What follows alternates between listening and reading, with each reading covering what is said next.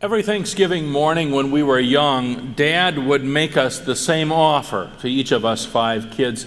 He'd offer to give us a quarter if we would sit down and watch the Macy's Thanksgiving Day Parade on television.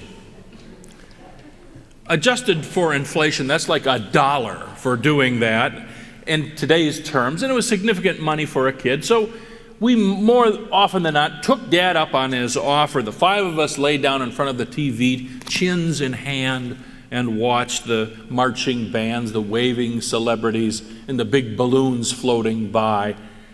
It's clear why Dad made this offer. The fact is, without Dad's financial inducements, we would have spent Thanksgiving morning the way we spent every other morning in our sibling lives, by torturing one another through sarcasm and teasing and ridicule. So you can't blame either of my parents for wanting at least one holiday morning that was free from the howls of protest, the jeering laughter, the tears of outrage, the cries for vengeance, and the rising cacophony of sibling conflict that was our kids' special contribution to the Thanksgiving holiday. But there was a deeper reason why Dad made this investment. He wanted for at least one morning to pretend that his kids were normal. And nothing seemed more normal to him than watching the Macy's Thanksgiving Day Parade on TV. I think you understand my dad's perspective. How many of you are parents here? Raise your hand. And how many of you have strange children? Raise your hands. Good. And how many of you had parents? Raise your hands. Yeah, think about that. And how many of your parents would have described you as strange? Raise your hand. Yeah. That's just people, isn't it? We're an incredibly complex and confusing array of quirky characteristics, we people. It shouldn't surprise us that not only is there an autism spectrum, a Kinsey scale of sexual orientation, a rainbow of gender identities, and a whole catalog of religious, political, and racial configurations. The fact is, we belong to the most confused and confusing race of them all, the human race. We're all quite strange, friends and neighbors, partners and parents, kids and siblings. That's why Thanksgiving so often is a bit of a gauntlet for us. It's like the old Johnny Carson observation. He said, Thanksgiving is an emotional time. People travel thousands of miles to be with people they see only once a year and discover that once a year is way too often. We're strange people. Is it any wonder then that for strange people like us, we need a Messiah who is equally strange? Years ago, Albert Schweitzer described our encounter with Jesus in this way. He said, He comes to us as one unknown, without a name. As of old by the lakeside, Jesus comes to us as a stranger, not just because He is unknown to us, but because His strange ways make Him unknowable to us. Case in point, the healing of a blind man from our gospel reading. First, notice that Jesus pulls the man out of Bethsaida before He will heal him. Why would He do that? Well, I'm talking last Sunday about the healing of the 10 lepers. Only one of them returns to give thanks. I said that while the other 9 settled for a resumption of their normal lives, the one who gave thanks knew that coming into contact with Jesus meant being delivered into something more than a normal life. Jesus seems to be delivering that message Himself in our passage by telling the now sighted man to not go back to his old village, to his old life, to being normal. Even stranger is Jesus' method of healing in this passage. Do you remember? He puts saliva on the man's eyes. He spits on him and then lays His hands on them. We think of spit as being a sign of scorn and rejection. For Jesus, it's a vehicle of healing and transformation. And then He adds His own personal loving healing touch by laying hands on the man. A third and last strange detail. The man isn't healed all at once in this passage. Jesus asks him, "Can you see anything?" The man answers, "I can see people, but they look like trees walking." It's only after Jesus lays hands on him again that his sight begins to see more clearly. Apparently, Jesus is no magician. There's no abracadabra in our relationship with Jesus, but there is progress, sometimes uneven and fitful, and there is further need for further healing and further insight. This is the Messiah we need. A strange Messiah for a strange and needy humanity. It's like the waitress who waited on the very lonely man who came into the nearly empty diner to have Thanksgiving dinner. As she served him his plate, she said, "Do you need anything else?" And the man looked up to him with sad brown eyes and said, "A kind word?" And the waitress put her hands on his shoulders, leaned down, and whispered in his ear, "Don't eat the turkey." This is the Messiah we need.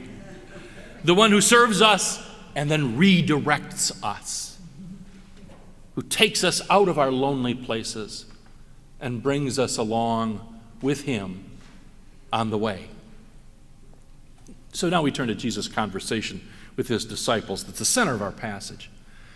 Did you notice that the Messiah talk with the disciples takes place on the way? Very important phrase in Mark's gospel. They're passing by the villages of Caesarea Philippi, one of the royal cities established by the Roman emperor to keep the Judeans in their place and impress them with the august majesty of the Roman Empire. But the conversation about the Messiah doesn't take place in the city, doesn't take place near the Roman temple that declares Caesar as Lord, as Messiah. It takes place on the way, on the road of discipleship, the way of Jesus. In the early part of the last century, the London Times asked several eminent authors to write articles on this theme: what's wrong with the world? G.K. Chesterton wrote the brief reply, "Dear sirs, I am sincerely yours, G.K. Chesterton." Our strange Messiah speaks to us on the way and calls us to stay strange, to not fit in, to be at least slightly wrong with this world and its attempts to make us normal and compliant citizens of the current empire. And now comes the strangest thing of all. So once the disciples seem to get it right and understand that Jesus is the Messiah, Jesus instructs them to tell no one. Now, you know that one of the things that makes Christianity really strange is that we're a religion that's not ultimately based on another religion, though we did come from Judaism. We're not based entirely on a book, though we do have scriptures, on stories or sayings. We're not based on a metaphysical, philosophical, scientific, or ethical principle. Ultimately, we're a religion based on one single human being, Jesus of Nazareth, a Jewish male carpenter of the lower classes who apparently never married, who lived nearly 2,000 years ago and had a brief 3-year ministry during his early 30s. That's our religion. That's our faith. That's it. So this question, who do you say that I am, is an important one for us.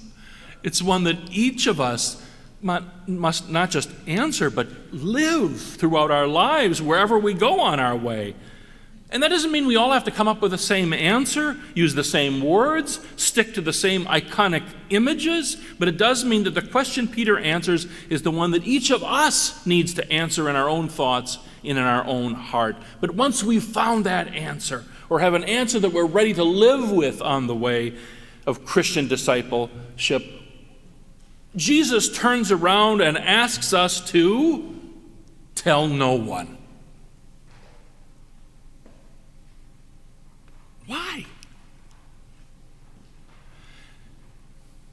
In just about every major U.S. city, you'll find a ball team or two, an art and natural history museum, zoo, an airport, dozens of hotels, a convention center, crime, traffic, pollution. And one other thing, a religious crackpot or two screaming about Jesus to all the innocent passers-by. You've certainly experienced them here in the Fox cities. The one I'm thinking about spent quite a bit of time down by the library, stopping people as they walked past, thrusting a leaflet in their direction. He assaulted people, really, with his very abrupt and loud manner filled with more anger than love, more aggression than gentleness. I remember him, and I remember crossing the street to avoid him, just like most everybody else. But you know what? I wish that I had walked right up to him. I had put my arm around his shoulder and whispered into his ear, "Tell no one." A friend of mine, an older woman, once told me about a counseling session that she had with her pastor. She was being abused physically and emotionally by her husband, and instead of helping her find a way toward health and safety, this pastor said that just like Jesus suffered on the cross for the sake of humanity, so this woman was suffering for the sake of her family. And so, as a good Christian, she should just suffer in silence. That's what that minister had said. I wish that one of us had gotten to that pastor first and said to him, "Tell no one." In my last congregation, there was a young couple who brought their baby in to be baptized for worship. These people were among the most pious souls I've ever met in my life. I mean, they walked the talk. They really were following Jesus on the way of their lives. One of them came from a conservative religious family that had cut off all communication with her and had instructed the whole extended family to do the same. No contact, no communication. They did so because this young couple was of the same gender. They did so because they thought Jesus wanted them to do it. What would you say to that family shunning the young couple and their newborn baby? Probably the same thing as me. Tell no one. It seems clear to me that Jesus told Peter to tell no one as a polite version of, "Oh, shut up." Peter didn't understand what the Messiah or the Christ really was. Maybe Peter was expecting a new Moses, somebody to liberate Israel from Roman political rule, become a new king in Jerusalem, rather than the suffering servant that Jesus was called to be. People try to tell who the Messiah is, and a lot of them do not understand. A lot of us do not understand. Others try to tell us before we have discovered the Messiah for ourselves, before the cross enters our lives. The fact of the matter is, we can only share our faith with others. We can never tell someone else who the Messiah is. They have to discover that and understand that for their strange self. As a minister of the gospel, I have been called to proclaim my faith to others, offering them the hope that I have found. As fellow ministers, you've been called to do the same thing.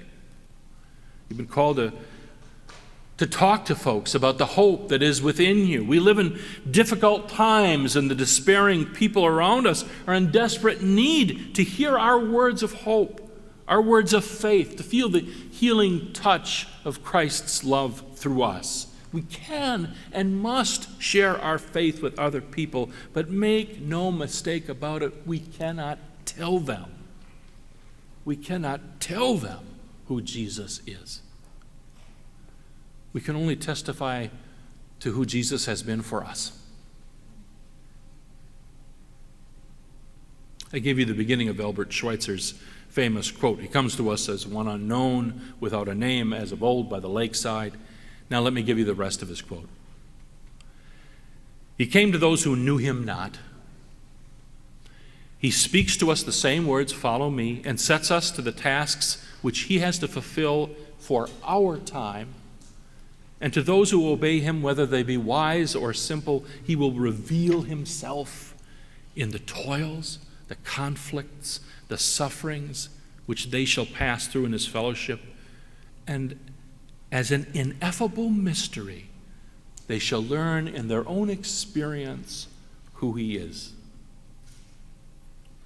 We are a strange people with a strange faith and who need a strange Messiah, one who remains a mystery, a living presence to be experienced rather than a dead certainty to be imposed.